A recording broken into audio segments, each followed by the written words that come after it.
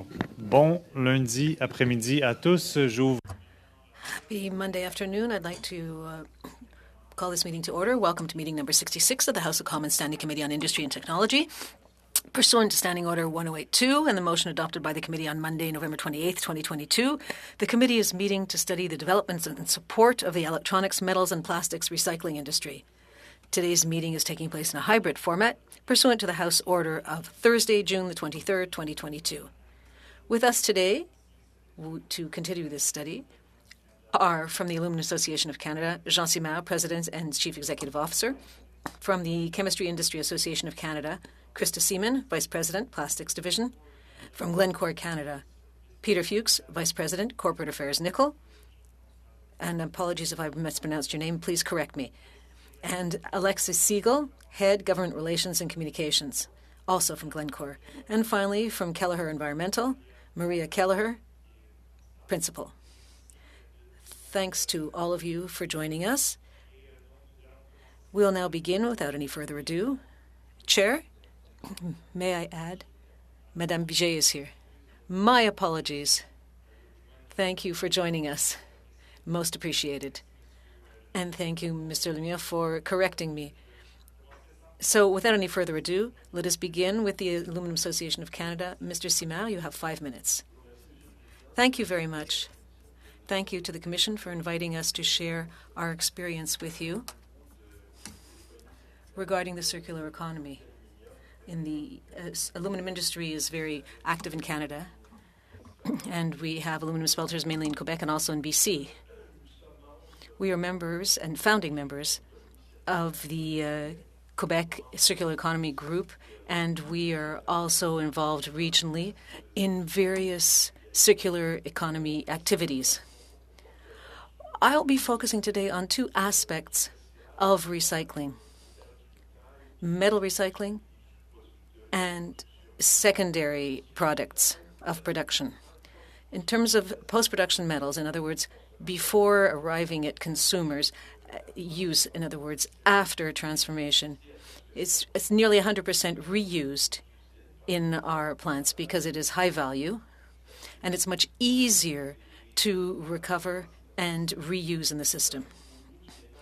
When it comes to post-consumer materials, there are various constraints, and I'll be talking more about that in a few moments. The second branch of what I was going to say is the secondary products. So we generate different types of secondary products, be they with carbon or with foam and or brewing. We work very hard. We want to have zero landfill materials. Nearly 80% of secondary products are reused, recycled, or recovered. The remaining materials are somewhat problematic. This is because of regulations and also because of technical limitations. Their characteristics make them less attractive and therefore have to be pre-treated or blended. And they sometimes produce hazardous materials in terms of the views of the regulatory authorities. And in terms of post-consumer materials, we talk about aluminum deposits, let's say, in packaging and in transportation vehicles, in buildings. Through consumption, various objects can be generated and recovered and reused so as to produce new aluminum. We know that a can is used for about 60 days before a new can is manufactured from the same metal. But for cars, it's longer. We're talking about a 10 to 12-year cycle, and for buildings, we're talking about 50 to 70 years before we can recover the metal. And what about success rates? Recovery rates vary between sectors. For a can that's handed in for recycling in Quebec, we're talking about 70% recovery. In transportation, we're talking about 80 to 90%. But again, in the automotive sector, we're talking about a 10 to 12-year life cycle. And in construction, we're talking about 80%. It's important to understand that 50% of everything that's recovered is not reused. That's very important to consider. That's a loss. It's a loss to society. It's a loss to the economy. It's a loss of resource. So a lot of work is currently being done in this area. In Canada, we have one issue which is significant, and it's structural. It's systemic. It's that we don't have a critical mass. So if we were to collect every single can in Quebec tomorrow morning, we'd have about 1.3 billion cans a year. That sounds like a lot, but it's very little, because when a can is empty, it's basically air. So to have a critical mass, you need to crush the cans and send them to a center where they can be resmelted. And there are some technical complexities there. You have to proceed in an economically viable manner, but the critical mass is very low here because we have such a low population. So the solution that seems apparent is not applicable because it would cause great losses every year.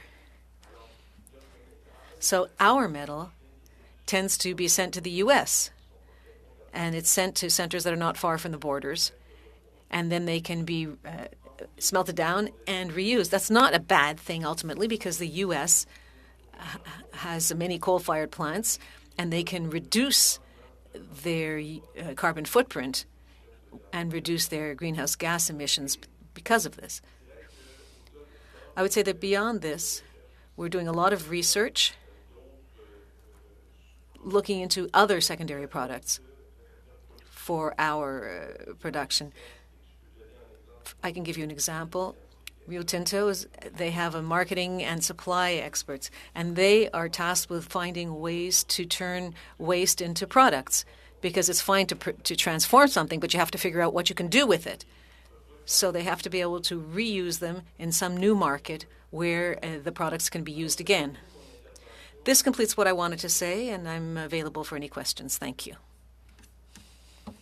Thank you very much, Mr. Simard. Very much appreciated. And now I turn the floor over to Ms. Seaman. 5 minutes. Thank you, Honourable Chair Lightbound and committee members. Chemistry and plastics is Canada's third largest manufacturing sector, adding $64 billion and $28 billion respectively to the Canadian economy.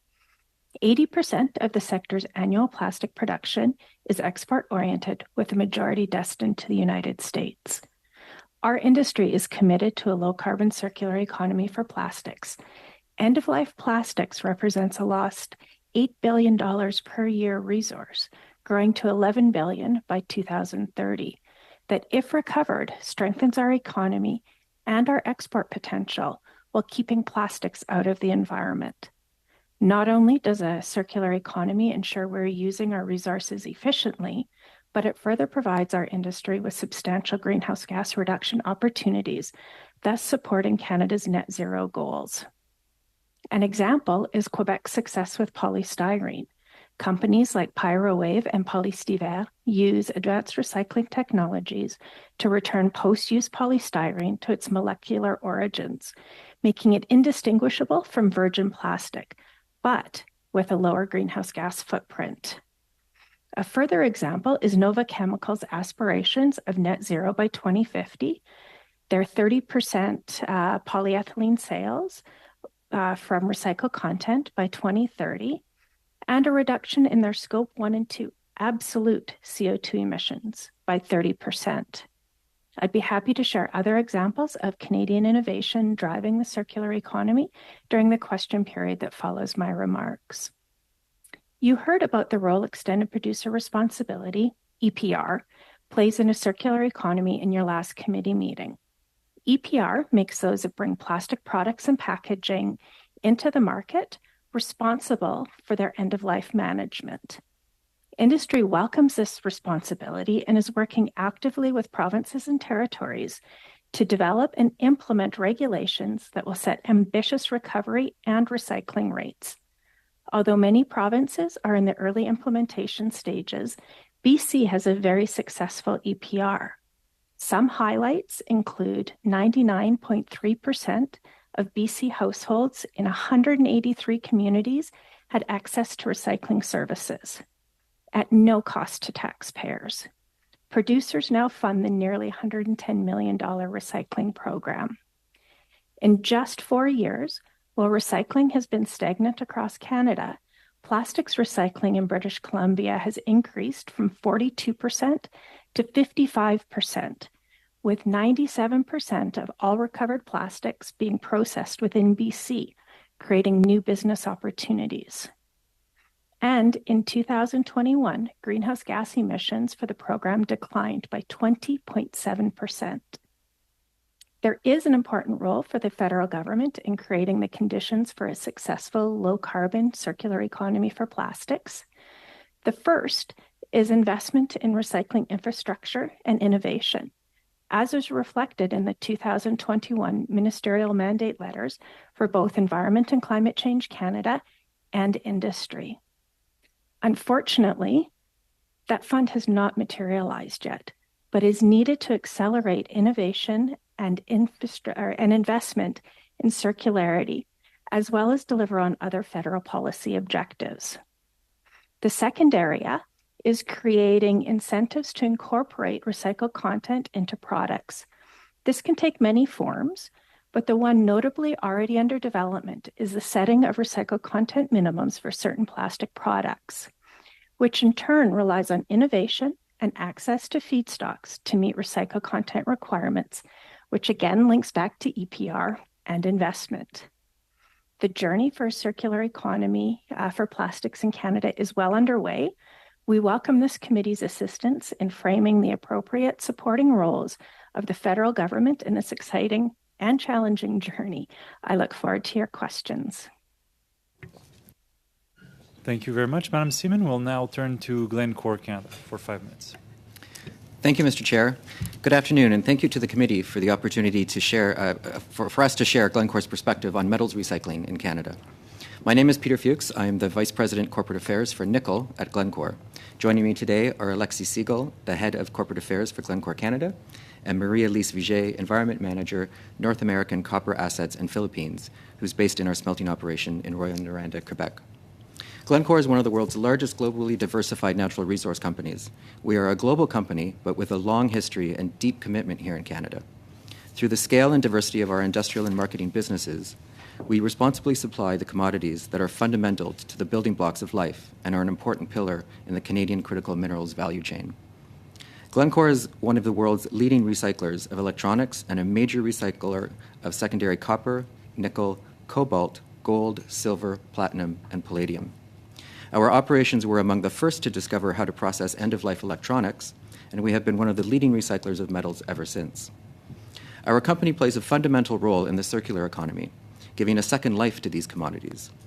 Our approach is underpinned by Glencore's leading technological expertise, a commitment to customer excellence, and embedded sustainability across our business. To give you a little more color in terms of what we recycle, it varies from electronics to batteries and other metal-bearing materials, including end-of-life automotive parts and jet engines. Some of the core assets in Glencore's recycling operations are right here in Canada. As I'm from our nickel business, I will take another moment to describe our recycling capabilities at our integrated nickel operations, and then pass you on to my colleague Maria-Lise to speak to you about the copper facilities. Our smelter in Sudbury, Ontario, is a key part of the global Glencore recycling network. For 33 years, the Sudbury smelter has been safely processing end-of-life materials, production scrap, and waste streams. Last year, the Sudbury smelter recovered more than 26,000 tons of recycled materials, containing 6,200 tons of nickel, almost 2,000 tons of cobalt, and 1,300 tons of copper. I'm also proud to say that we are making major new investment in the region, $1.3 billion to build the new all-electric Onaping Depth mine underneath our existing Craig mine, which will extend our life of mine in the Sudbury area to at least 2035. And now I'll pass you on to my colleague. En ce qui concerne la division cuivre, à Rouyn-Noranda. In terms of copper, in Rouyn-Noranda, we have the only copper smelting project in Canada. It's closely connected to the CCR foundry in Montreal. These two interdependent facilities deal with concentrates from 15 Canadian mines as well as recycled materials. One of the characteristics that's notable about the Horn smelter is its ability to deal with a large variety of raw materials, including recycled electronics. So the Horn Foundry is the largest recycler in North America. We are also trying to improve the existing facilities operations. Glencore is planning to invest over $500 billion in a major transformation project for the Horn Foundry to make it a world-class for operations and emissions. Our investment will contribute to guaranteeing that the Horn Foundry is ready for this future and is able to support the country's leadership when it comes to minerals and recycling. In terms of the zinc division, Salaberry de Vallaville, we have Ciosel, the only zinc foundry in northeastern America. In Montreal, we have a small plant. It's specialized in recycling and fabrication of lead anodes, which are necessary for electrolytic zinc production. In Northern Ontario, we have a base metals mine that's the deepest in the world in Timmins, and we produce copper concentrates and zinc concentrates there. In conclusion, Chair, our company has over 100 years of history in Canada, and we have a deep commitment to this country. It is our intention to work closely with the government to ensure that our strategic assets continue to meet the needs of Canada and its allies when it comes to strategic metals. To this end, we are very pleased with the publication of the Canadian Strategy on Essential Metals, and we are particularly pleased to see the emphasis on recycling and the circular economy. One of the subjects we would like to submit to the Commission is the issue of certainty regarding the way in which recycled materials are processed and dealt with. We want to have more recycling capacity in Canada, but to support and develop our recycling activities, we need predictability when it comes to processing and classification of inputs. For example, Environment Canada is looking into the way in which end-of-life electronics are imported into the country. We suggest to the committee to facilitate the exemption of imports of electronics from the U.S. so as to be able to support the circular economy in Canada and in our U.S. neighbors. Thank you very much. We're happy to answer your questions. Thank you very much. And now I would turn the floor over to Ms. Kelleher. 5 minutes. Thank you, and good afternoon, everyone, and thank you for inviting me to speak to the committee. I want to briefly address the findings of 2 reports which my company prepared that are relevant to the committee's work. First of all, I'd like to say that recycling is a prominent and integral part of the circular economy, but it is a complicated business. It involves many different types of materials, products, producers, users, and other stakeholders. Some materials are valuable, particularly metals, and some are not as valuable. Some products are short-lived, like beverage containers, and some are long-lived, like buildings. There are 3 broad user groups or sectors when we talk about recycling: residential, industrial, commercial, institutional, and construction and demolition. Different management systems or plans are required for each of the material, product, and sector. The preliminary circular economy report card, which we developed, was an effort to document how Canada is faring in the circular economy. We pulled together available information on recycling of a number of materials in Canada, including paper, scrap metals, glass, plastic, food and yard waste, lumber and wood, drywall, auto hulks, tires, batteries, e-waste, and selected industrial residuals. We identified that millions of tons of materials are already recycled in Canada, but noted a number of information gaps and concluded that Canada needs more comprehensive tracking systems to fully identify our circular economy performance. On electric vehicle batteries, which is the second thing I wanted to talk about, electric vehicle battery cells are made from an anode, a cathode, and an electrolyte, all of which are made from critical minerals and metals. They contain lithium for the electrolyte, graphite for the anode, with varying amounts of critical minerals such as nickel, cobalt, manganese, and aluminum used in the cathodes. While the numbers are small today, the numbers of electric vehicle batteries at end of life will grow over the years and grow rapidly after the year 2030. Many electric vehicle batteries can have a second life after their first life when they're no longer suitable for a vehicle. And they can be put into energy storage and other applications which extend their lives. We have a few small companies in Canada already that do this work and a number in the US. It should be stressed that Canada, the US, and Mexico are basically one market for the auto and recycling sector.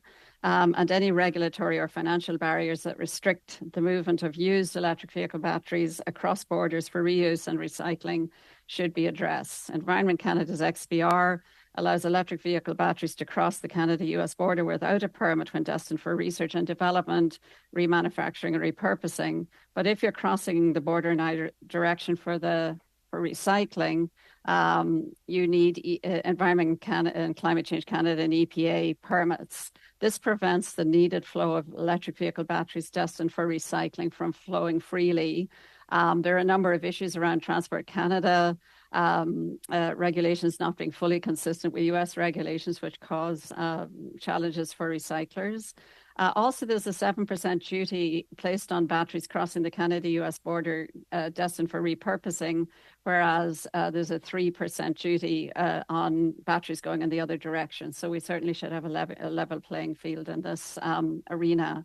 We are extremely fortunate in Canada to have a world-leading ecosystem in lithium battery recycling to recover the critical minerals needed to make new batteries and turn them into chemicals that are sold back into the battery supply chain.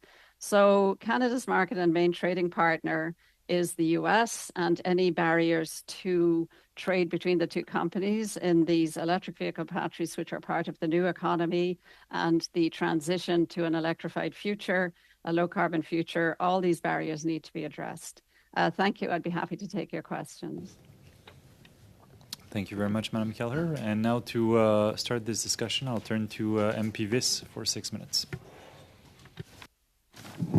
Thank you, Mr. Chair, and thank you to all the witnesses. Just before I begin with my questions, at our last meeting, I believe on March 29th, I moved a motion that the committee order the Department of Industry to provide a copy of all papers, documents, and emails related to the Government of Canada investment in Volkswagen to develop a new battery plant in Canada. I believed we reached some form of consensus with the committee, Mr. Chair, that information would be provided in good faith. Mr. Chair, can you confirm whether we've received that information or not? We have not received this information as of now. Okay. Well, then I'm going to use my time today to move another motion that the committee order the Department of Innovation, Science and Economic Development Canada to provide a copy of the contract signed with Volkswagen Canada, including the total cost for the Government of Canada to develop a new battery plant in Canada in the next 48 hours before our next meeting, Mr. Chair. Okay. And I'd like to have a vote on that right away. Okay. So there is a motion on the floor by Mr. Viss. You've all heard the terms, and I see Mr. Fillmore has his hands up. Mr. Fillmore. Thank you, Mr. Chair. I wonder if I could ask for a suspension while we review the motion and its implications. I can grant a brief suspension. We'll resume in a few minutes, just for various MPs to figure out their position on this, and we'll be back very shortly. Thank you, Mr. Fillmore. So apologies to the witnesses. These things happen, but the meeting will be suspended briefly.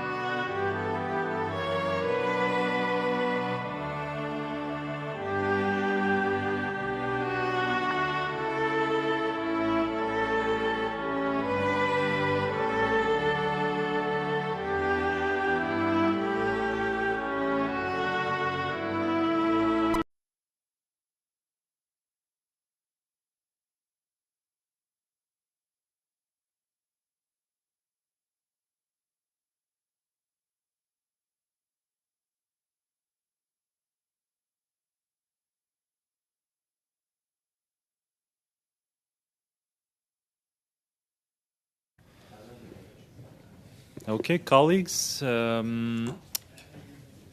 we can resume this committee meeting. So there is a motion on the floor by Mr. Viss. Everyone has heard the terms of the motion. Are there any further comments before we proceed to a vote? Because if there are no comments, then we will move to a vote. I see Mr. Van Bynen. A point of order, Mr. Chair. I'm relatively new to this committee, but is it not the practice to circulate these motions so that we could see the motions either on our laptop or so that we can have a closer look at this? My shorthand is not good, but I'd like to have a good understanding of what the motion itself says so I can give it the proper deliberation. Thank you for your intervention. It is usually the practice, but Mr. Viss has the right also to present the motion from the floor. If, however, you have an electronic copy that can be circulated, that would be appreciated. Yeah. Otherwise, I could ask maybe Mr. Viss to read it again so that we all have, because I haven't received any. Oh, I think I just have received it.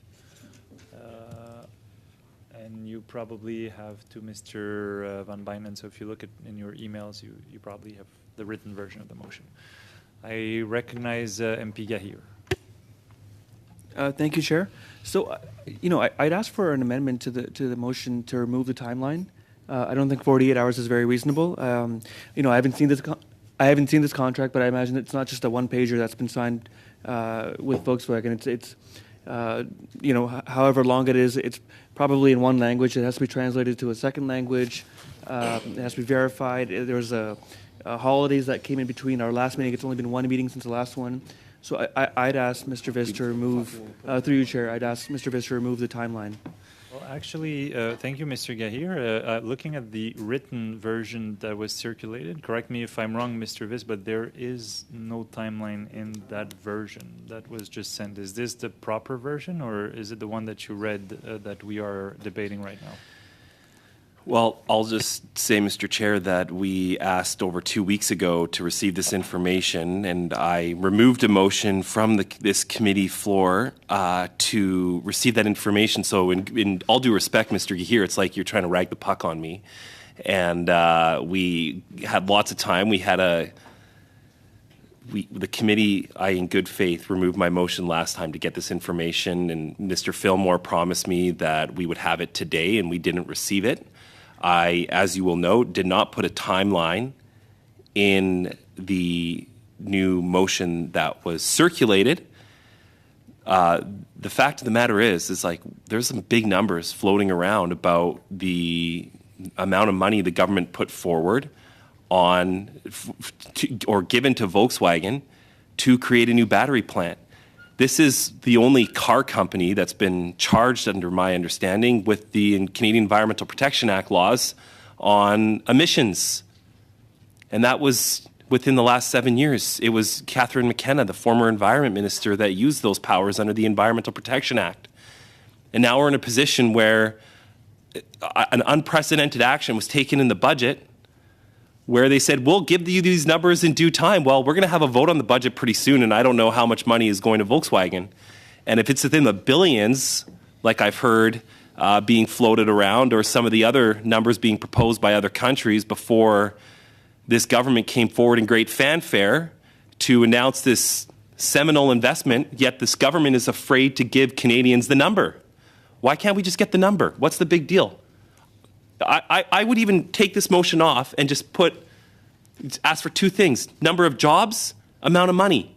I'm not asking for anything inappropriate. If the government stands by their investment, they'll give us the number. I don't need obfuscation. We need to have transparency. And what I'm seeing here from those two comments is lack of transparency and a fear of the committee members to give Canadians an answer that they deserve.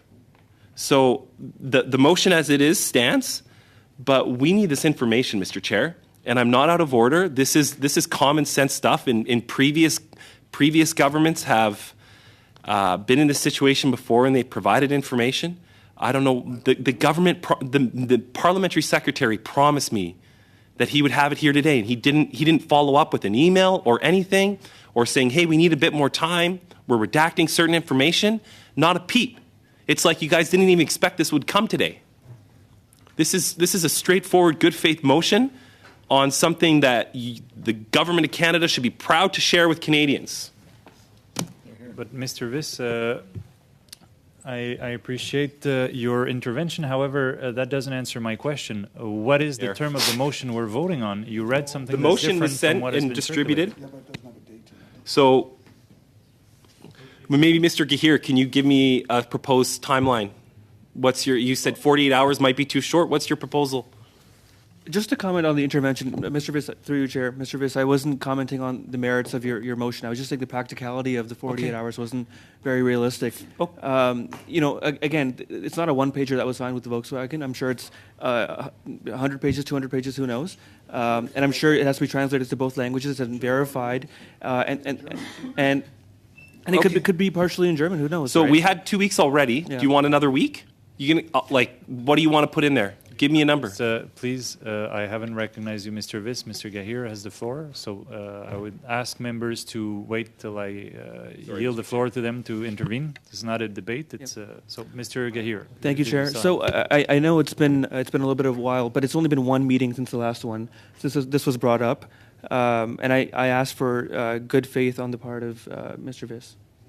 So I have Mr. Massé and then Mr. Viss, but before we spend too much time, it would be important to know what is the terms of the motion that's before the committee. The one I have in front of me that's been circulated does not have a timeline. Is this the one before the committee right now, Mr. Viss?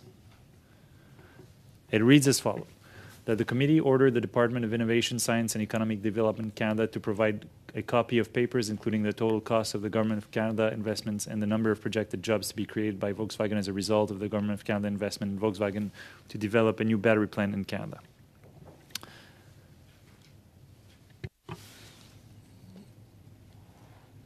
That is the motion before the committee, but I will accept Mr. Gahir's amendment to add a timeline. He was proposing an amendment on a... Removing the timeline. Okay, amendment removed. So that's the motion before the committee. Thank you, Mr. Viss, for the clarification. Mr. Massé. All right. Just in interest of compromise, would 1 week be sufficient to do that, and then we can get back to our witnesses? So, and we're going to get, I know now it doesn't have one, but then we heard 24 and 48 hours, so I don't know whether we're going to go through a dance on time, but I'm just wondering if we are going to go through a timeline period, then I think 1 week would probably be reasonable for all parties. Mr. Lemire. Merci, Monsieur le Président. Je proposerai... Thank you, Chair. I also move that the results be sent to us in camera. I think it's important that parliamentarians have this information, but I can understand that there are elements related to Canada's competitive position. Have I understood then, because here the motion does not refer to any time frame, nor to it being in camera. So is Mr. Massif presenting an amendment? So are we talking about Mr. Lemire adding a 1 week deadline? And then would that member be amenable to Mr. Lemire's comment about in camera? There's also a process with respect to the initial motion. If I understood correctly, Mr. Massé, you're proposing an amendment to add a 1 week time frame. Okay, so after Mr. Massé's 1 week deadline addition, any interventions? If not, we'll proceed on that. Mr. Viss? Mr. Massey's amendment to provide an additional week for the Government of Canada to provide the contract signed with Volkswagen Canada and the total cost to the Canadian taxpayers in addition to the number of jobs that will be created through this government investment. Thank you. Thank you, Mr. Viss. So I gather, and looking around, I see that the Conservatives are in agreement. The Bloc, Mr. Amir, Mr. Massé. Looking at the Liberals, I don't know if I need to call a vote on this amendment to add 1 week. I'm trying to see from my colleagues if we agree to this, if there is a consensus on this amendment or not, and if I need to call a vote. Yes. Week timeline. Correct? Yes. That's all. Adding a 1 week timeline. With this? Is that correct? Okay. So, yeah, the amendment is to add 1 week as a timeline to the motion that's been circulated electronically. So I see that there's consensus around the table so that the amendment is passed. And now we have Mr. Lemire's amendment. Qu'on ajoute une section à... To add that the department products be sent to the committee in camera, so that this is not made public, but that it is accessible to the members of the committee in camera. That's the proposed amendment by Mr. Lemire, which is now before the committee. Monsieur Viss. Mr. Viss. In all due respect, Mr. Lemire, I would be opposed to that because the purpose of me bringing forward this motion was that the information be made to the public. Thank you. Monsieur Massé. Mr. Massé? Support the motion because we could go out of camera right away afterwards, depending on what we get back from. I'm worried about also getting total redaction of anything coming back to the committee. So I think, for me, I don't like going in camera, but I'm willing to start in camera and then decide to go out later on if there's appropriateness at that time. So I'm giving the benefit of doubt and the concern that Mr. Lemire is bringing forward in good faith, and then noting that we could just go out of camera again if we need to.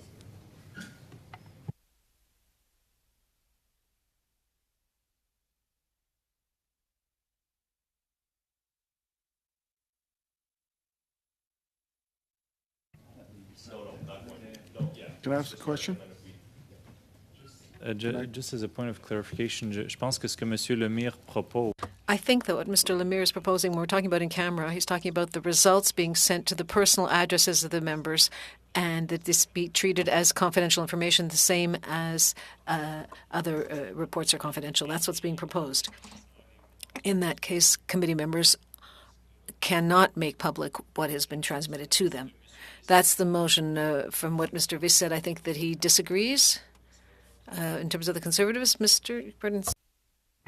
I understand that there may be parts of the contract that are confidential, and I assume regardless of whether we're in camera or not, or whether it's to our private email or not, the government's going to redact them anyway. So it's kind of useless to sort of get this information to say how much money has been committed on taxpayers for how many jobs without being able to talk about that publicly. So I don't support the amendment if that's what it prevents us from doing.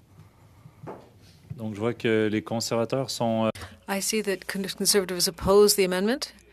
Bloc, NDP in agreement. Liberals, should we call the question on this proposed amendment? I think so. Okay. There's no consensus, so let's vote. If there are no other interventions, I would ask the clerk to call the vote on the amendment. Everybody has understood the amendment around the table, yes? On the amendment of Monsieur Le Maire. Monsieur Le Maire. Mr. Fillmore. Against, Mr. Chair. Mr. Van Bynen. Against, Mr. Chair. Mr. Erskine-Smith. Against. Ms. Lapointe. Against. Mr. Gahir. Against. Mr. Perkins. Against. Monsieur Généreux. Contre. Mr. Viz. Against. Mr. Williams. Against. Mr. Massey. 2 yeas, 9 nays. Donc l'amendement de M. Le Maire. Mr. Lemire's amendment is rejected. It's rather rare to see the Conservatives and the Liberals agree. I should have taken a photo. So now let's come back to the original motion as amended with the 1 week deadline. Are there any comments or any other interventions before we vote? If there are no more interventions, then I will call a vote on the motion as amended by Mr. Massey with a 1 week timeline. Mr. Clerk, if we could proceed. Mr. Viz. For. Mr. Perkins. For. Mr. Williams. For. Monsieur Généreux. For. Mr. Fillmore. For. Mr. Van Bynen. Mr. Erskine-Smith.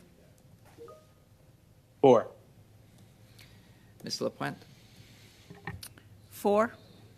Mr. Gahir. For. Monsieur Lemire. En faveur. And Mr. Massey. Yes. Have 11 yeas. D'accord, donc la motion est adoptée. Motion is unanimously carried. Thank you for your cooperation. And my apologies again to our witnesses who have been with us this afternoon during this. This is something that does happen in committee. And now we can go back to the agenda of the day. And it was over to Mr. Viss for 5 minutes, roughly. That's what you have left. Well, thank you, Mr. Chair, and to all the witnesses, my apologies for wasting your time with that, but I think it's an important subject and it's related to the study. Ms. Kelleher, you mentioned in your remarks that Canada has an excellent ecosystem for lithium battery recycling. Can you just explain where those centers of excellence in Canada are, or where lithium battery recycling plants are currently located? Absolutely. So you can hear me okay? Yes, we can. So sorry. So in BC, to answer your question, the battery plants are recycled in BC, Ontario, and Quebec. And in BC, Service Solutions, which used to be Retrieve, has been recycling lithium batteries for 40 years and are continuing to evolve their technology to the newer hydrometallurgical processes that provide high-value chemicals to go back into the battery supply chain. In Ontario, we've got a company called Li-Cycle, and in Quebec, we've got a company called Lithion. And these companies are all, the traditional way to recycle lithium batteries was really to create a black mass which had metals in it and send it to Glencore, who would smelt it and then pull the metals out, the nickel and cobalt in particular. And then they would need to be sent somewhere else to make the chemicals that the battery people want. But the new recycling technologies are leading edge, and Canada is a world leader in this area. And they actually take the batteries, get all the critical minerals and metals out, and make the chemicals that they can sell back into the battery supply chain. You mentioned that the battery ecosystem as well is largely between Canada, United States, and Mexico. Are there other opportunities, or do these companies that are currently recycling batteries have the capacity to import batteries for processing as in addition to any supply from Mexico and United States?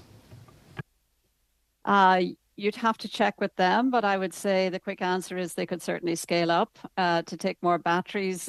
Interestingly, the electric vehicle batteries are lasting so long that the supply will be quite small for a number of years to come. So these companies are most are expecting to process a lot of production scrap. But again, as I say, you would need to ask them, but I imagine what they would say was, if you provide us with a bigger supply, we will certainly scale up to process that supply. Thank you.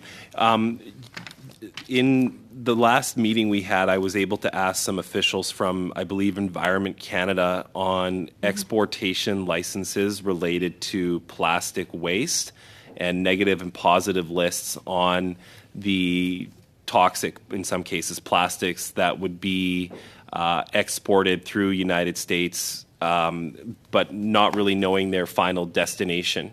Do you think we have a robust enough system in Canada to understand where all plastic wastes originating in Canada actually end up? I did listen to the previous committee's deliberations. I think I can't really answer that question. You would need to ask someone who, in Environment and Climate Change Canada, who tracks all the exports. That's part of the federal government commitment regarding anything that's exported out of the country. Under the Basel Convention, I think, which was spoken about last time, signatories to the Basel Convention, you've got a prior informed consent, so a country can't accept any shipment unless you can't send it anywhere unless they have said they'll accept it. Thank you, Mr. Chair. How much time do I have remaining? Good, thank you. No more. Lapointe, la parole est à vous pour 6 minutes. Over to you for 6 minutes, Madame Lapointe. Thank you, Chair. For the Glencore officials that are here, I'm MP for Sudbury, so I know the other Peter from Sudbury. The critical mineral strategy is important. It's important to us achieving a net zero in electric vehicles, batteries, clean energy, information and communication technology, and defense application. And as the world moves towards a lower carbon economy, a key question on which we must collectively focus on is how do we build on Canada's comparative advantages?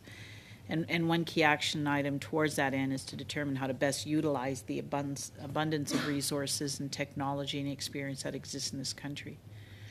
So can you describe for the committee what initiatives has Canada put in place specifically to reuse critical minerals that are in e-waste? Maybe I'll just start by saying, I think at the end of the day, we share the goal of increasing recycling capabilities. But in order to get there, we need sort of clarity and predictability on things like import rules. It's about having, for us, it's about having the flexibility so we can act quickly to acquire available feed and ensure that materials that can be recycled don't end up in perhaps less favorable jurisdictions with less clean recycling facilities. Alexei, did you want to add anything? We have space to double the recycling inputs in Orne and in Sudbury. So it's not a question of physical capacity. It's more a question of access to the market at the moment. Are there steps we can take to increase the recovery of critical minerals from e-waste? And I'm thinking specifically about those higher value minerals like nickel, copper, and gold. The question is to increase the e-waste capacity of recycling? No, the ability for us to increase the recovery. At the moment, when we take some e-waste, we recover almost everything, to be honest, and maybe Marie-Élise, you can complete that. Yes, so we do have a high capacity of recovery, but we are doing some research and development with one of the university near Rouyn-Noranda to increase that recovery of other critical metals. Okay, and that's what my question was geared towards, is do we have the technology, or will that technology be developed soon so that we can actually enhance our ability to recover those minerals? So it's research. So the timeline is unfortunately not defined, but it is something that Glencore does invest in and is preparing for I'd say the next generation and the increased recovery.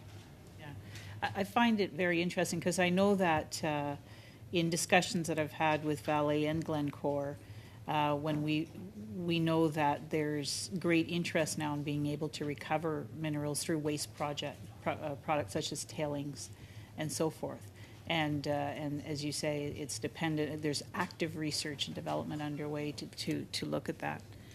There was something that I thought was interesting, which is, Canada's ability to recycle is about 14% of its electronic waste, which is comparable, I think, to the U.S.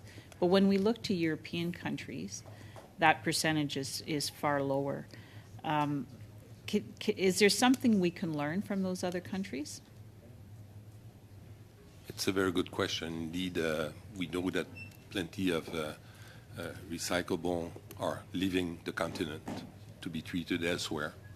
And it's probably easier for a certain product to send it from U.S. to India than to send it from the U.S. to Canada, which is a bit strange, but that's the fact. And we have plenty of things to learn to make sure that we're able to yield all the e-waste in North America and funnel it to our top-of-the-line smelter. Okay.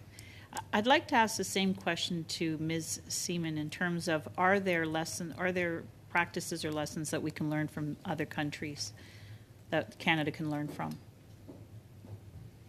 First of all, I'd like to thank the chair, or through the chair, for your question. Absolutely, as we start looking at what other jurisdictions are doing, we do know that Canada is actually advanced compared to the United States when it comes to advancement of extended producer responsibility programs. And so we're hoping to export that learning. However, as we look at Europe, there is opportunities to learn and engage with the different companies and members that we have that operate in Europe. And we do work with the Plastics Europe to understand what is taking place in the EU that's helping them increase their recycling rates. Now, again, you need to take into account the fact that there are significant differences in population density and therefore the ability to collect the feedstock, basically, or the waste plastic at economies of scale that are needed to actually support the investment in some of these areas, which is why when we look at what Canada can do to help bridge that gap is really going back to having the federal government implement the $100 million fund to support innovation and infrastructure that was committed in the ministerial mandates in 2021. Merci beaucoup, Madame Lapointe. Monsieur. Thank you very much, Mr. Lemire. Thank you, Chair. First of all, I'd like to thank the people from Glencore for accepting our invitation to participate in this important study on the recycling and recovery industry, especially of plastics and electronics, especially from the point of view of a circular economy. My first question, as you know, I was born in Rouyn-Noranda. My grandfather arrived with his father, Eugene, in 1923, so before the first Noranda installation. So we're very attached to the city. My children are part of the fifth generation there. So there is something that has struck me recently. The threat of the closure of the smelter, is that actually true, as has been said in what we've been hearing with negotiations with Quebec? And how would you qualify your level of responsibility with respect to the health of the Rouyn-Noranda population? Well, the health of our workers and the communities in which we operate is our number one priority. That's the first thing that we have to clarify.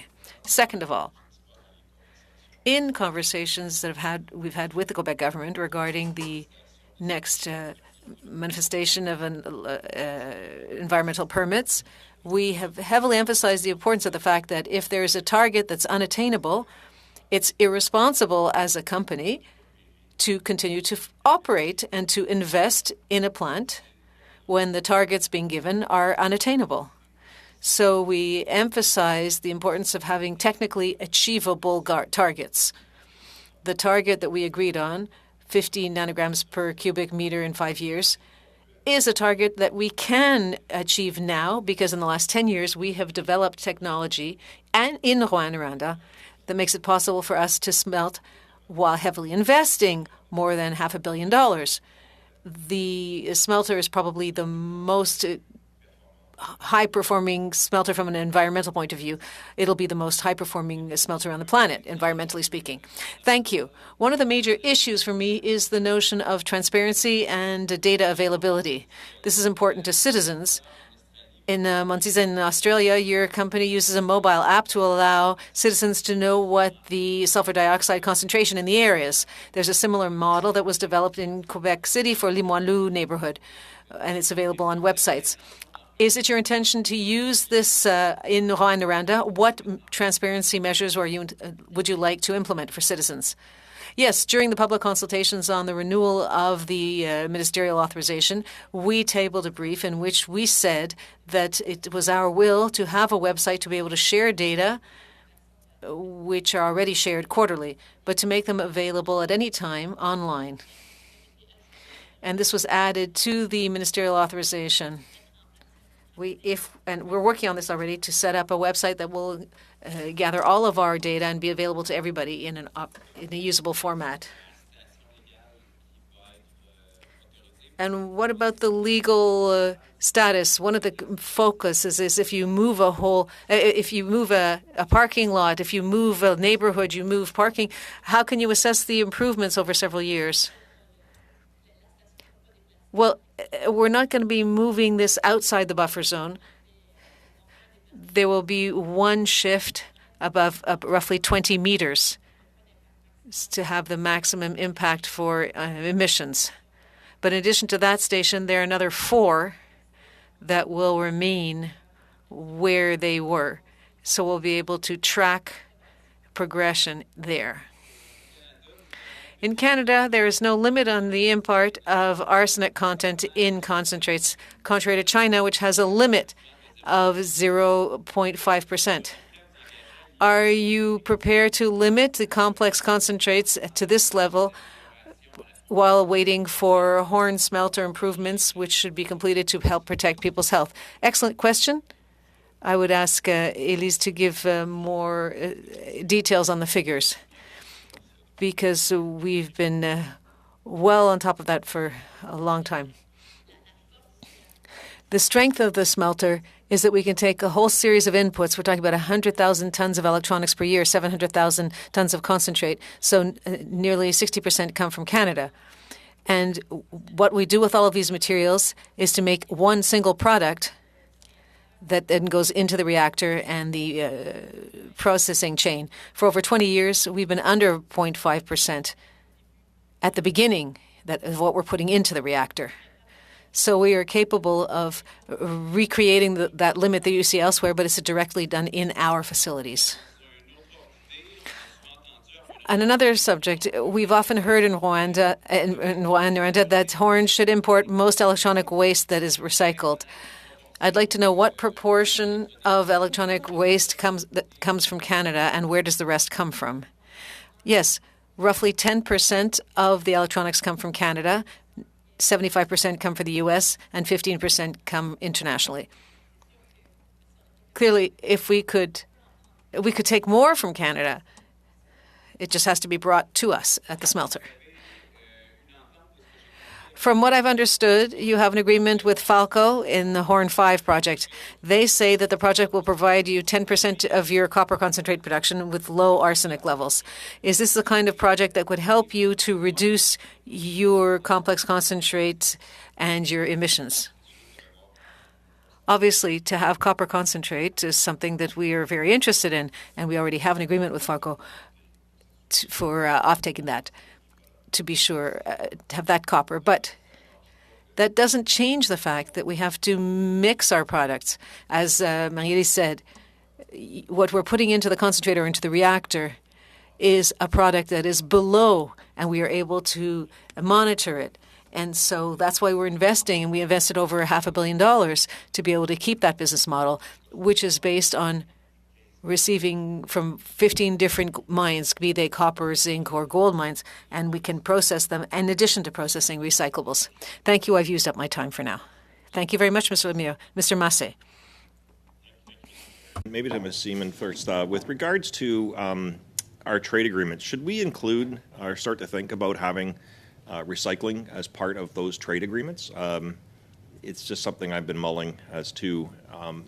Without recycling, you can have subsidization of industries with regards to lack of, recycling and so forth with disposal. I wonder about, our U.S., Mexico, Canada agreement or others where we're in a regional area where we're trading back and forth on so many things. And the auto industry has long talked about auto recycling, extended producer liability and so forth. And so could you give us some thoughts? And if anybody else on the panel outside of the room here wants to also add their comments on this, please think about that to add to that, and then I'll go into the room when nobody on online wants to respond. So please, if you could start, please. Absolutely. First of all, I'd like to, through the chair, thank the MP for the very thoughtful question. When we look at the market and the need for feedstock, so recycled plastic, into our recycling facilities, the opportunity to keep the borders open and not restrict flow between Canada, the US, and Mexico, with the and including it, whether it be in trade agreements, because ultimately what we'd like to see as a sector is that this isn't a waste, it's a resource. And so we're looking at resource recovery. So looking at trading plastic, post-use plastic as a feedstock or as a resource would be extremely helpful as we look at trying to build the economies of scale that we need to support investment in Canada.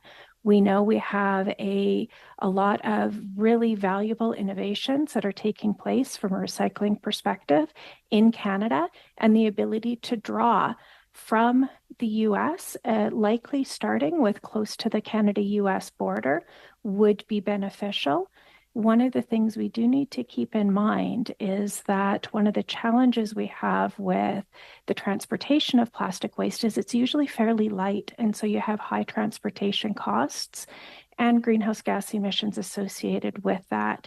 And so as we look at trying to keep the borders open for trade and keep the flow of this new post-use plastic resource open, any agreements that we can put in place would be helpful. Thank you. Anybody else like to add from online? Aside from Mr. Fillmore, not that I have anything against him, but he'll get his time later. But anybody else online like to ask, please? Yes. Yeah, if I can join in on behalf of the aluminium industry. Recycled aluminium is part and parcel of the automotive value chain. It's recycled. It's easy to capture because it's a very well established market, and it has to flow freely across the border as much as possible to help industry maintain its decarbonization pathway. I don't think it needs to be enshrined into a free trade agreement because the marketplace makes things happen all by itself. The only thing we have to be careful about is the extent to which scrap metal could be used as a way in for countries with which we have problems dealing with in terms of trade. So that's probably the only preoccupation I would have in terms of scrap metal. Okay, great. Great, thank you. If there's no one else online, I'll come to here in person. And with regards to United States and subsidies for industry, what's the difference in your sector right now on the U.S. side? Is there anything going on right now? I'm just kind of curious as to what they're getting, because there's Buy America, Buy American. There's all kinds of other acts, and then there's now the new one Biden just put out as well too. I'm just wondering whether your sector is impacted by any of this, and please explain how. The IRA in the United States is really generous and ambitious, and but we don't fully know how it will be rolled out. The thing is, we need to be we're investors. Yeah, they always pick where it's the most profitable to invest, and Canada can play that game, but we need to have supports that is in the vicinity of what the American will propose, because it's clear that the friendshoring that is coming, we can be part of it, and I think we should look at it as how can we leverage this friendshoring to increase Canada attractiveness for major investment in mining and in smelting and in refining of critical metals. I think one of the greatest mythological creatures in North America is the free market economy. We don't see it in the United States at all. And so you haven't kind of, I guess we'll find out a little bit more, because I haven't seen it either. And so I'll give you a practical example, like in the auto sector where I'm coming from, they're going to require some of the contracts to actually have American content. They'll reshore some of our contracts. So not even just companies, but contracts are going to get reshored, because if they want to get some of this money, they got to have that content. And so we've seen in the tool and die mold making sector, for example, already some companies having to relocate one contracts so that the other companies, when they actually go back and ship it, because it has the percentage there, this is like, it's going to get out of control, and it's going to get more complicated. And then having those companies even break that information down and being compliant on a regular basis is something that's really disconcerting. So please go ahead. Difficult to comment on this, except that Glencore is a worldwide company. Yeah. So we, by principle, will promote free trade. Yeah. That's part of our DNA.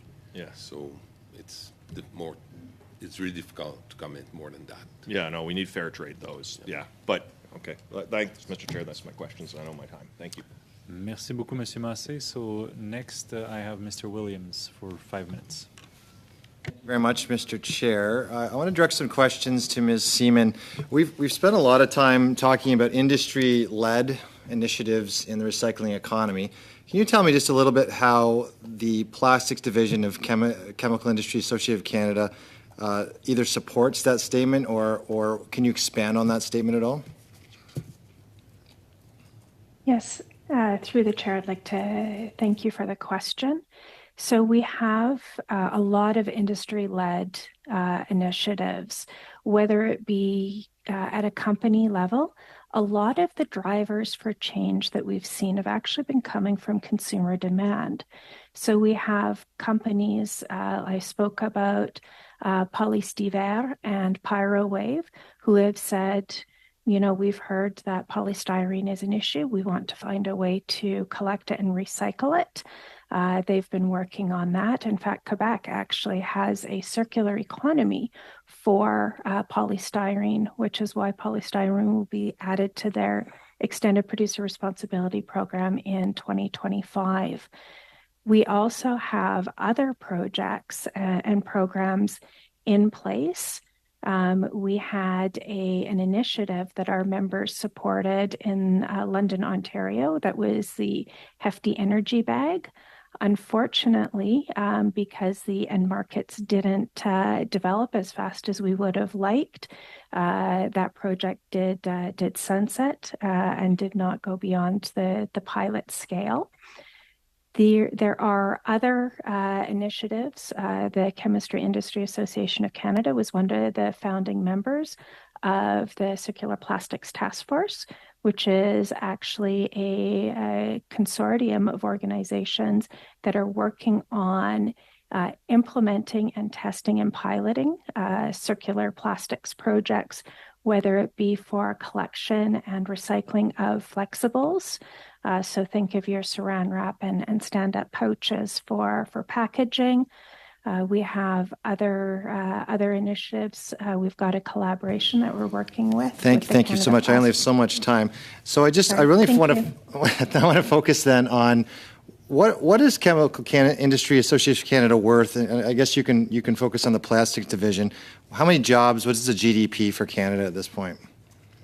Yeah, so in my opening remarks, I mentioned that the plastics industry is actually a $28 billion resource, or adds $29 billion to the Canadian economy. And for jobs, we actually support directly over 100,000 jobs in Canada. Thank you. And what kind of support, either financially or policy related, do you get from the federal government?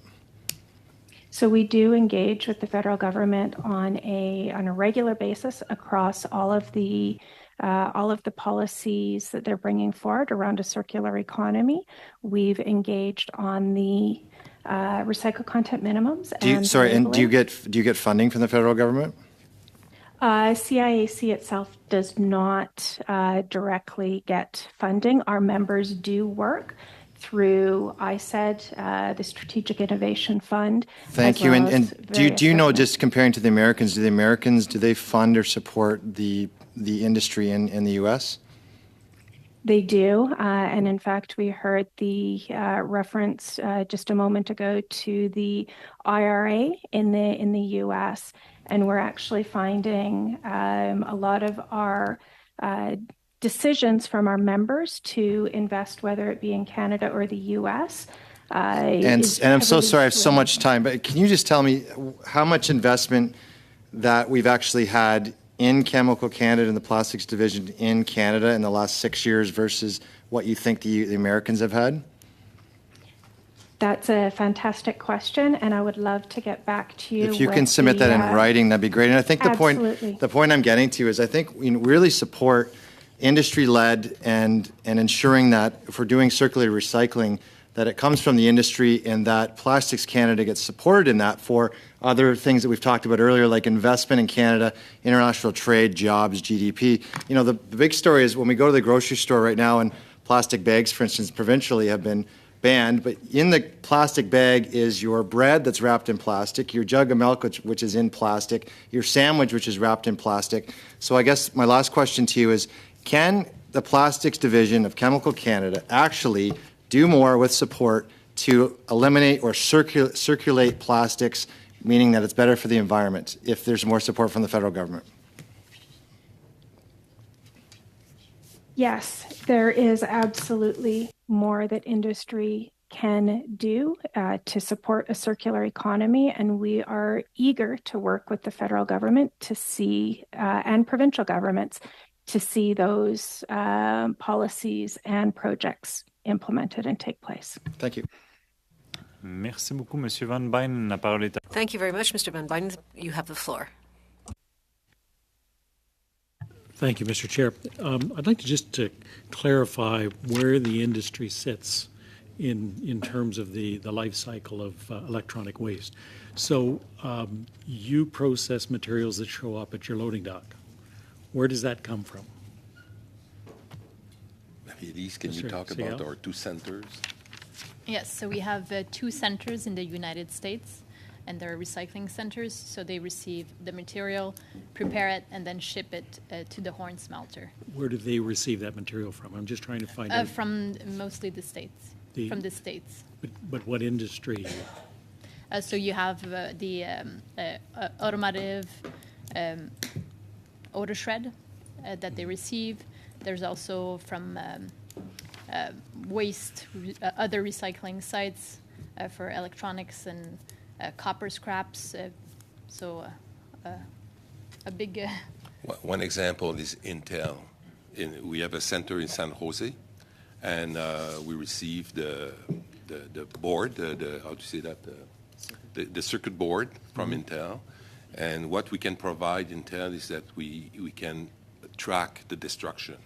And the reason why they go through us is because we can provide a certificate that what they give us is protected and the data that is hidden in the circuit board is protected. Yeah.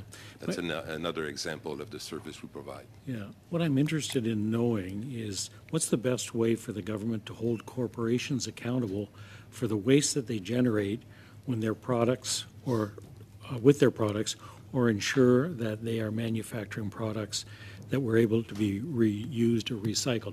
So I can't imagine that your industry would want to see the reduction in waste because it takes your production stock away from you. But knowing what you see and what you receive, what can the government do to have people reduce the amount of waste that comes to you?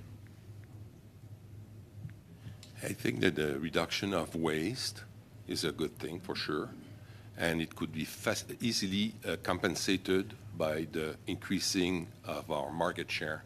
So if we recycle 100% of our waste in North America, we can grow our business by far, even though if we reduce by 50% the total waste. So it doesn't go once against the other.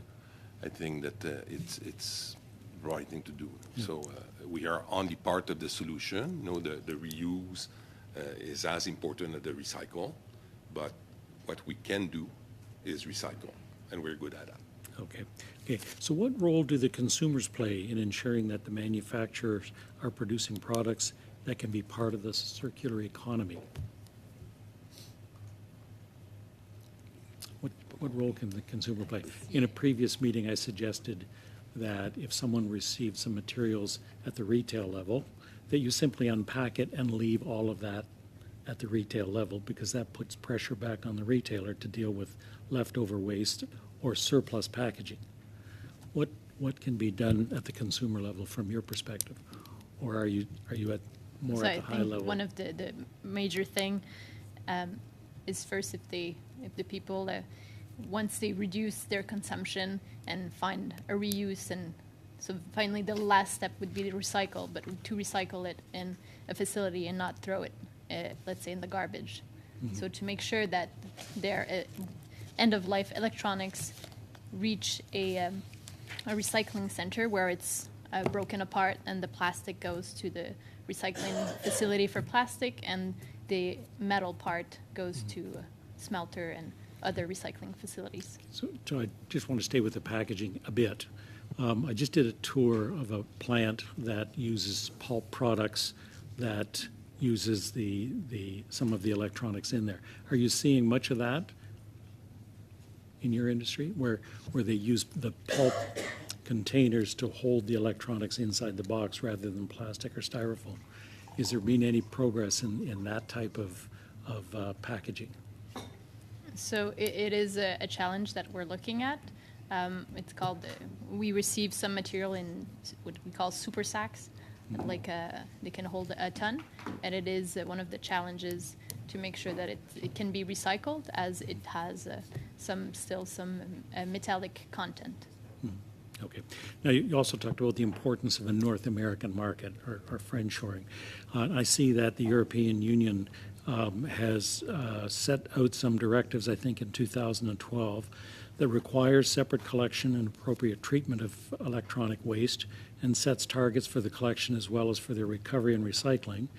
That the directives help European countries fight illegal waste exports, and also reduce the administrative burden by calling for harmonization of national electronic waste registries and reporting formats. To what extent would that help the industry, and to what extent would that influence the quality of the materials that you receive? And would that reinforce the market that you feel you need to have It's difficult for us to comment on policy, public policy, but the only thing we can know is that in Europe, they're better performing than North America in terms of recycling. But that's the only comment that I would do at this stage. I think the benefit that we would get now would be, what are your recommendations that should be considered if we are working on public policy? I know that may not be your responsibility, but what would your suggestions be to improve policy so that it's more effective and we achieve these goals or better goals? Because I think we all agree that our goals are pretty pitiful in relation to Europe. So what would you recommend we consider if there's a recommendation for policy change? One recommendation is to know there's a difference in the way it's treated at the border between what is a waste, what is a product. And if you pay for something, in my sense, it's a product. If you get paid, it's a waste. And we paid for all the stuff we receive. So I think we need to clarify, and it's a bit what we said in our presentation, let's bring more predictability on the way the recyclable cross the borders between North America, but between the rest of the world and Canada. And I would just like to add that for the Europe, it's the WE regulation, and the horn smelter is actually certified to receive material. So we do receive 15% of our feed comes from Europe under the WE agreement because we are certified. So for sure, if it's a Canadian obligation to have a similar structure, then it would be advantageous to recycle within Canada. So that would help the industry. Thank you. I believe I'm out of time, Mr. Chair. Yes, you are. Thank you, Mr. Van Bynen. Je passerai maintenant la parole à Monsieur Lemire. And now the floor goes to Mr. Lemire. Thank you very much, Chair. I will continue with Glencore.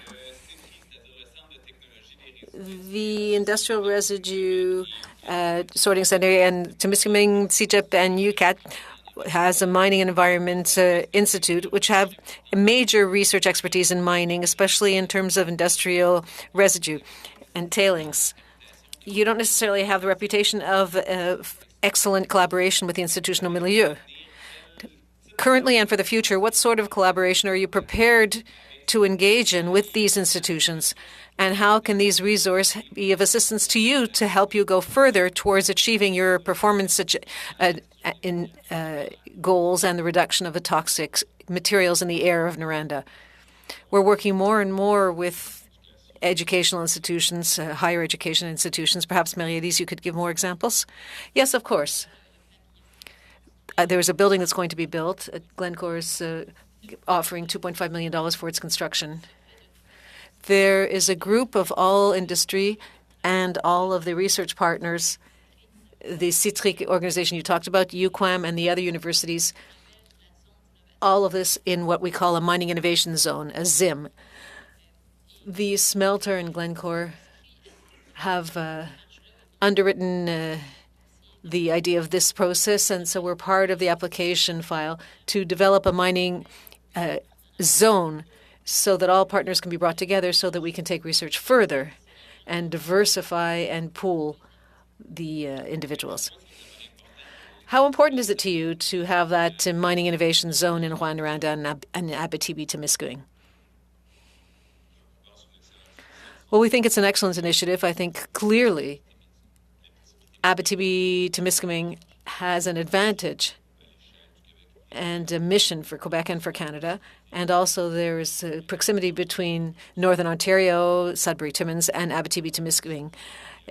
Means that mining zone really would rapidly exceed Quebec in terms of its influence, particularly in terms of circularity.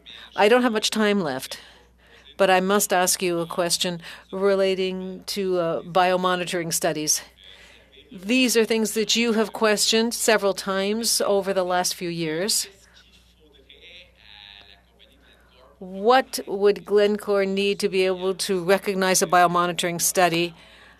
How can we have the kind of scientific data so as to at least have grounds for conversation where people can agree on the health data for Rouyn-Noranda? For several years, we have been asking for a biomonitoring study to be done, a complete one, a comprehensive one with several criteria. Nails, urine, blood, over several months with samples supervised by independent experts who are neutral, to have published methodology in scientific journals that are highly recognized. The idea being to provide as much information as possible. And we're talking about transparency, but one thing that we can quickly do is to have this kind of complete biosurveillance study that's comprehensive and published. I think that's part of transparency as well. So we are 100% in agreement with this proceeding, and we have asked for it on several occasions. I am pleasantly surprised. These are things that I've often named in recent years. I live in Sacré-Cœur, which is a neighborhood right next to Notre Dame. It's just a few meters away. And I think this would be something that I would be very happy to collaborate on. Thank you very much. Thank you very much, Mr. Lemire. Mr. Massé, over to you. Chair, I'm going to follow up with Glencore here with regards to research and development. How much is that of your kind of overall revenue, or what do you put into that? Do you use SHRED tax credits from Canada? And then finally, like where kind of does your research and development mostly come for? Is it in Canada? Is it abroad? What do we need to do differently if we don't get some of your research and development here? I would like Peter to talk about XPS. Yeah, certainly in Sudbury, Ontario is XPS, Expert Process Solutions. It is a test work center where we're doing quite a lot of work on recycling capabilities and looking at lithium-ion batteries, for example. How do we do more of them? How do we get them to work well with our current processing? So certainly research and development is something that we're looking very closely into and are eager to do more of as well. Do you have like a percentage you set for this, or is there? And again, I want to follow up.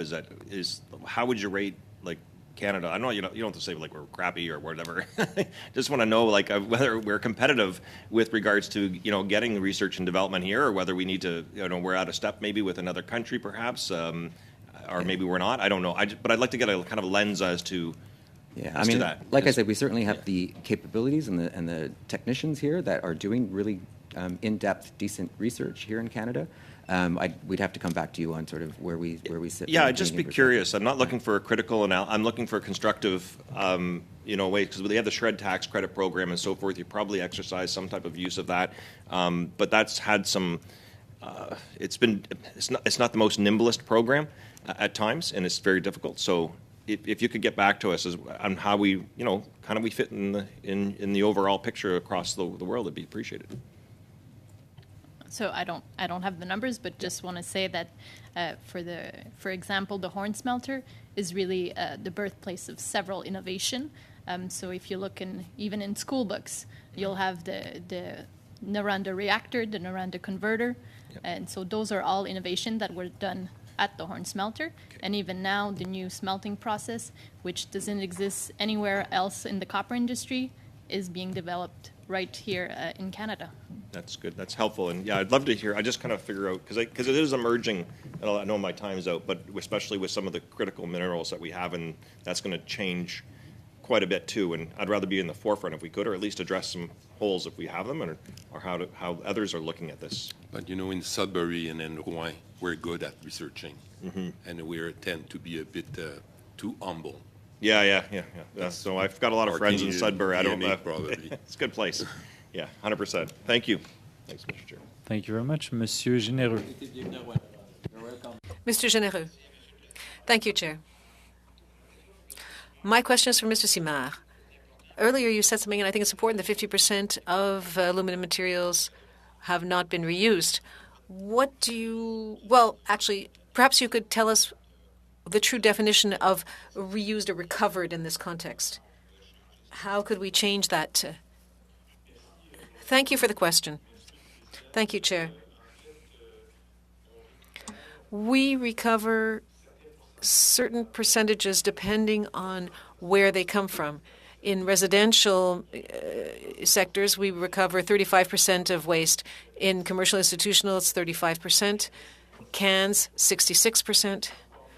Marine transportation, 80-90%, and construction roughly the same. But of those volumes, 50% is not recovered or reused. We're talking about often technology problems, contamination problems, materials contaminated. Because let's say you get a container. Well, there may have been 2 or 3 different materials in it in addition to the aluminum in the same container.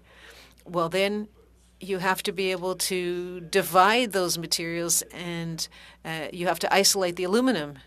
It could be a technology problem, how you can sort this. And this costs more. And so ultimately, as I said initially, because of the low critical mass in Canada, our volumes just aren't there. So there are contamination issues. There's the multi-material context.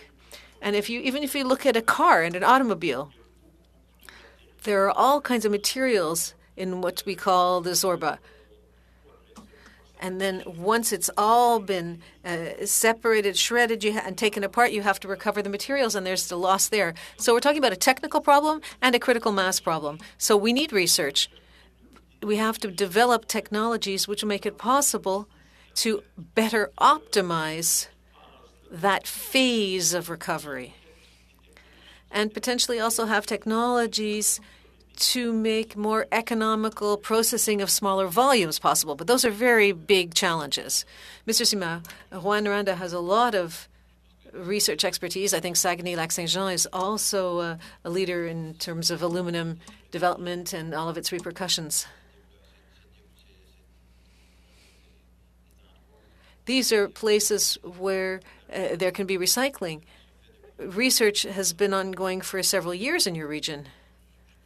I imagine that you come from that region, actually, with a name like Simard. Do you think that industry is collaborating enough? And is the federal government collaborating enough with industry to be able to move research forward? Well, I think it's also a question of priorities.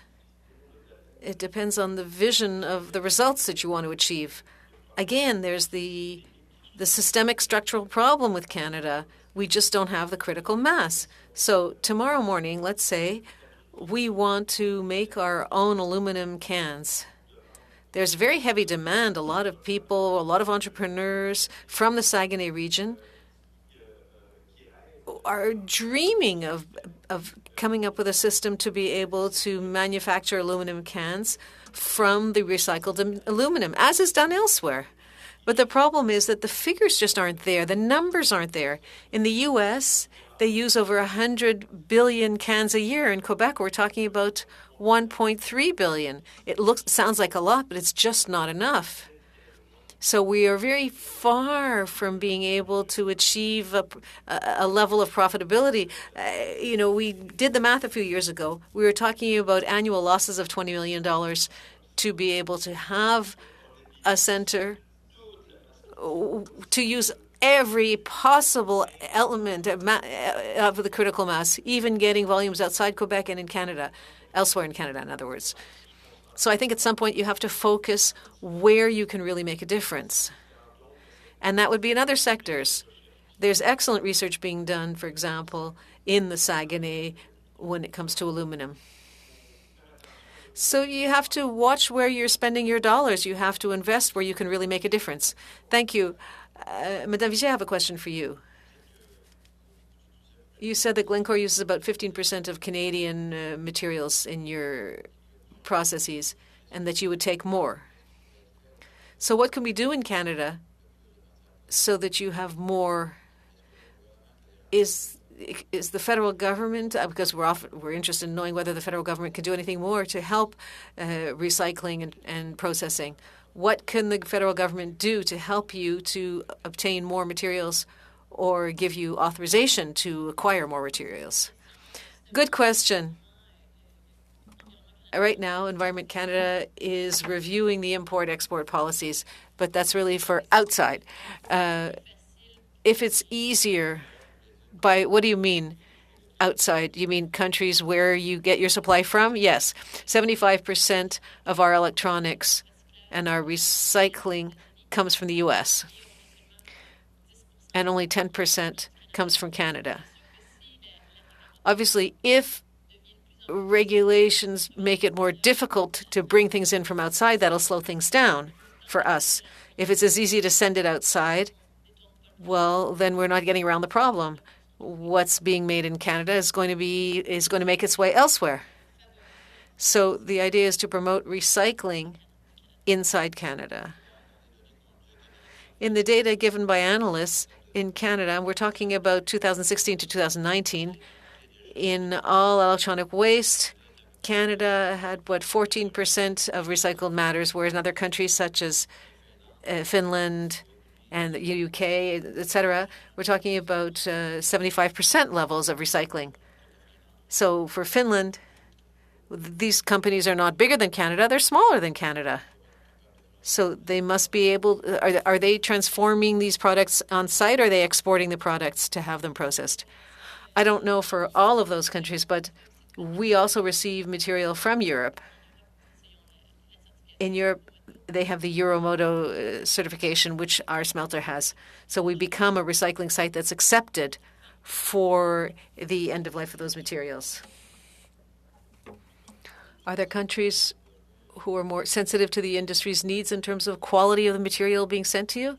Or you just sent everything and it's kind of, deal with it? In other words, is what comes from the U.S. or from Europe any different? We receive all kinds of materials. The materials are sampled and analyzed to see whether we can accept them or not, and to what extent. We have to be sure to always have the same feedstock ultimately at the smelter. Thank you very much, Mr. Guerre. Great, thank you, Chair, and thank you to the witnesses for all their contributions to the committee so far. My first few questions are for Monsieur Simard. Can you speak a little bit about the recyclability of aluminum and whether it loses any of its properties when it's melted and used again, and generally whether it's a good product to use? Thank you for the question, Mr. President. Okay, sorry. Aluminium is, some will say, eternally recyclable or indefinitely recyclable, and doesn't lose its key characteristics. So it's a very sustainable material. One of the key benefits of recycling aluminium is that you only need 5% of the energy required to do primary metal when you recycle aluminium. Thereby, not only do you reduce by 95% the use of energy, but you also reduce emissions in the order of 95%, which is a great achievement in terms of greenhouse gas emissions. There are complexities because, as I mentioned earlier on, some of the material or the aluminium that comes back into the system needs to be segregated in terms of alloys, original alloys, or series, and cannot necessarily be repurposed for the same use or for another use. So there is an extra level of complexity to ensure that you can optimally recycle all the metal that comes back into the stream. But it is certainly part of the world aluminium's pathway to decarbonization to increase in the future the use of recycled aluminium to produce new material.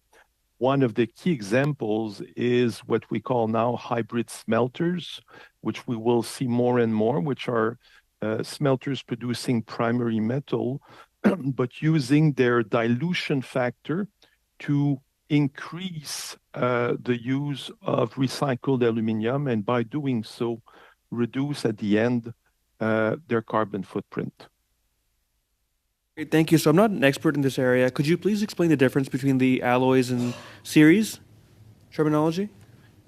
The series is a type of aluminium. You will have 4,000 series, 5,000 series, and stuff like that. So basically, if you are using aluminium in a aggressively saline environment, such as in offshore situations, you will need a specific series that will not corrode in that aggressively saline environment.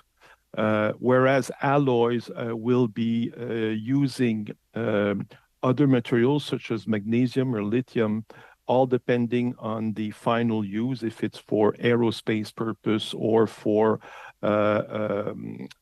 construction environment, all depending what is the end use that you are looking at for the material. Great. So how can we improve the recovery rates for aluminum, especially in the sectors where it's low? And you mentioned some of them during your opening testimony. I think there's a lot of, I would say the most strategic challenge right now is sorting of aluminium coming from streams such as automotive or consumer packaging.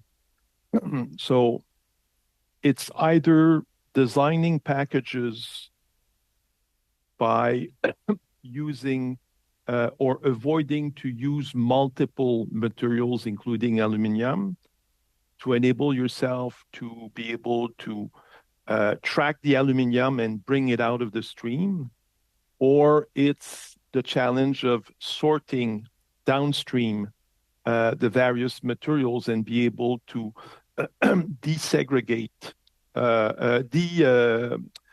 disassemble the materials from one another. A good example is the Tetra Pak container, which has different layers of different materials. It's a very complex type of container to deal with when you want to recycle optimally the materials. So it's either design, which is the smart way to do when you can do it upstream. So you address the issue when you design the container or the package or the object. Or if you don't do that, then you have to take the challenge of dealing with it downstream at the end when it's very complex and it's been used. So there's contamination problems and stuff like that. So you have to choose your challenge. Merci beaucoup. Thank you, Mr. Gahir. So that concludes our second round. And colleagues, we have until 5:40, so that's 6 more minutes. So we are not going to start the third round, but I would simply open the floor if any members have more questions. And I recognize Mr. Perkins and then Mr. Lemire. Thank you. Ms. Keller, just a quick question. And I understand that in the, I believe you're the appropriate person to answer this question of, in the production of lithium batteries for e-vehicles, the production of the cathode produces about 80% waste on tailings, which goes into landfill. Can you confirm that that's the case?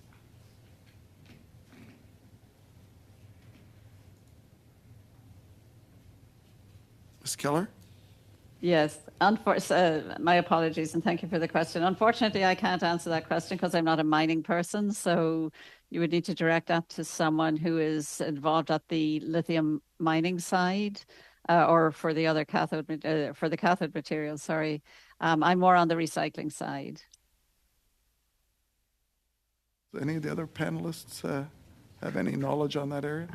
No, unfortunately, we're not the technisians behind it here, but we can certainly make someone available for you. Okay, thank you.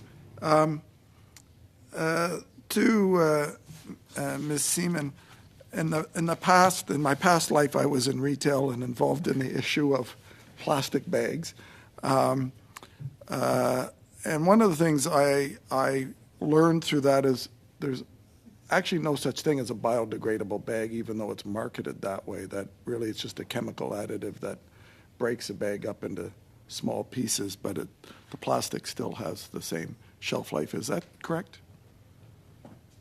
So first of all, thank you through the Mr. Chair, for the question. There are multiple and confusing definitions. You have biodegradable, you have compostable, and you have oxodegradable.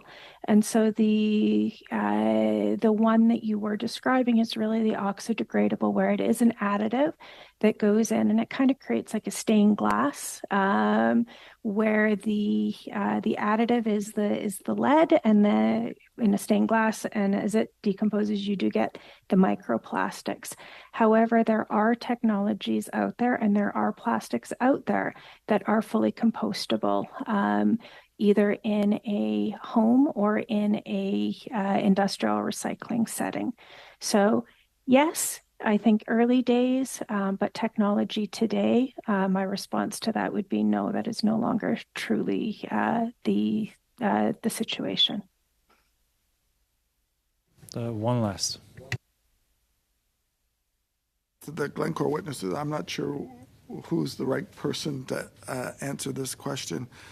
You're in the process, you're acquiring or buying plastics that then get through a recycling process. Is that part of the process? And if it is, in your dealings with those that, I guess, stream the recycling, do they share with you, at least in Canada, how much of the plastic that goes into that stream is actually garbage, like, the plastic clamshells that are in, we often buy things in retail, the things that cookies and that kind of stuff come in? So we do not purchase plastic.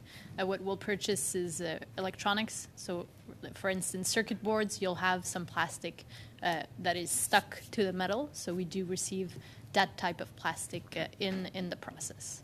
Thank you. Merci beaucoup, Monsieur Perkins. Monsieur Lemire. Thank you very much, Mr. Perkins. Mr. Lemire, thank you very much. Much appreciated. Again, for the Glencore people. Some of your feedstock involves buying waste from other companies here or elsewhere out in the world that could be considered to be hazardous, such as sludge or slurry with concentration of lead, among other elements. What does Canada get out of this? What is the significance of this for the environment across the country, and what remains as waste matter afterwards? Well, I'll give part of the answer, and then I'll let my colleague answer the rest. Marie-Élise will answer the rest. For anode sludge, the value of a barrel of this is roughly the price of a Ferrari. This is not waste. This is a product, precious products. Because what Canada recovers is gold, platinum, titanium, bismuth, etc. So we need this. These are highly precious products, and we take very good care of them. Now, sometimes when you process them, there could be waste. Yes, the waste matter we find slag, and these are recycled on site in the concentrator. And then we have to get any remaining copper and precious metals. And the unattractive part ends up in tailings that we can find at various mines, and it's sent to a tailings pond. And from a circular economy point of view, producing e-vehicle batteries requires arsenic and sulfuric acid, and you produce these. Now, these materials are important, so how can we have the horn smelter involved in this? Well, we tend to forget, but the Sudbury foundry and the refinery it's in Valleyfield and the horn smelters were the biggest sulfuric acid producer in Canada.